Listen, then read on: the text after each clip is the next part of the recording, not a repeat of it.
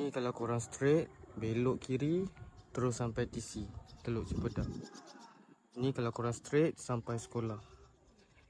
Dan ni adalah perumahan baru yang kita akan view hari ni. Siap ada gate lagi. Dia punya safety memang kemas. Aku sekarang berada dekat Pelindung Heights, Kuantan, Pahang. Dan tu adalah rumah contoh yang kita akan view hari ni. Yeah boy.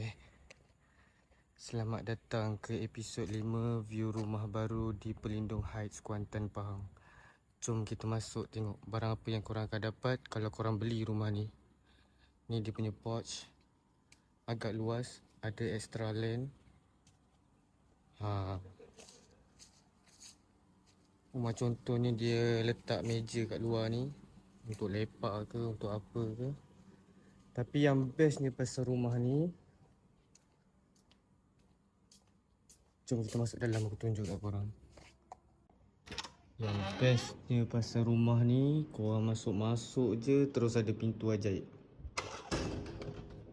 Pintu apa ni? Pintu toilet. Yang jenis kuat melabur, memang sesuai sangat rumah ni.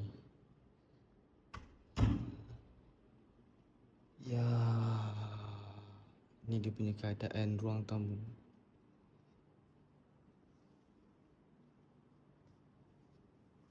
Ini bilik store. Ini bilik bawah dia.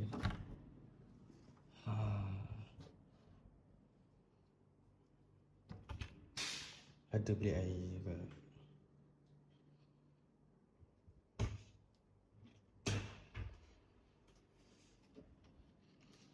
Jom kita tengok atas.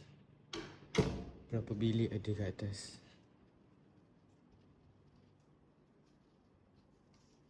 Okey, dia punya tangga pun safety.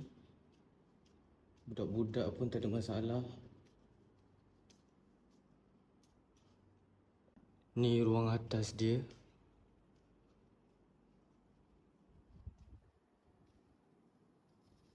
Ya, ada beranda. Tempat-tempat korang ambil angin. Cuma aku bawa korang tengok dia punya master bedroom. Ya, luas tak luas, korang tengok lah sendiri.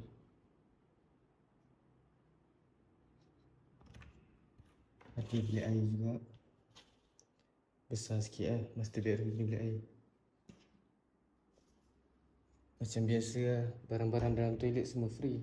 Tapi yang lain ni korang tengok ni, minta maaf lah, ni rumah contoh je.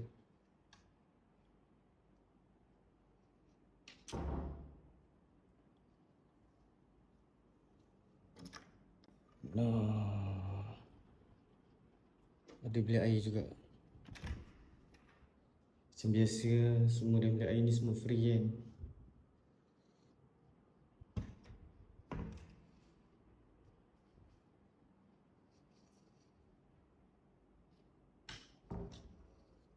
Ni bilik terakhir.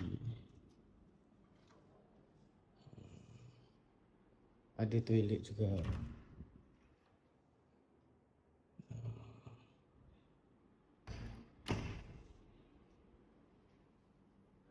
Tu je.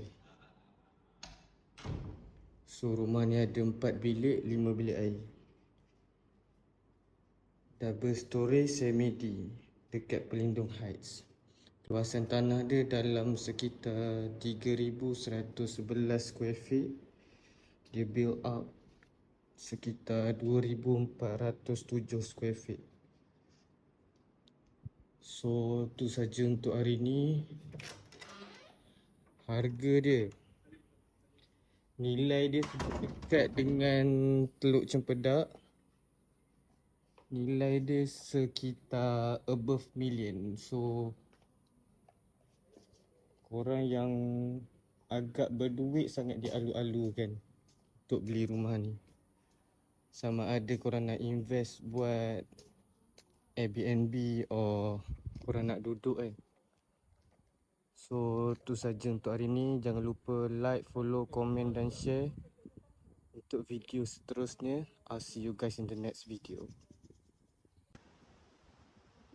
one of the reason why that house cost above million.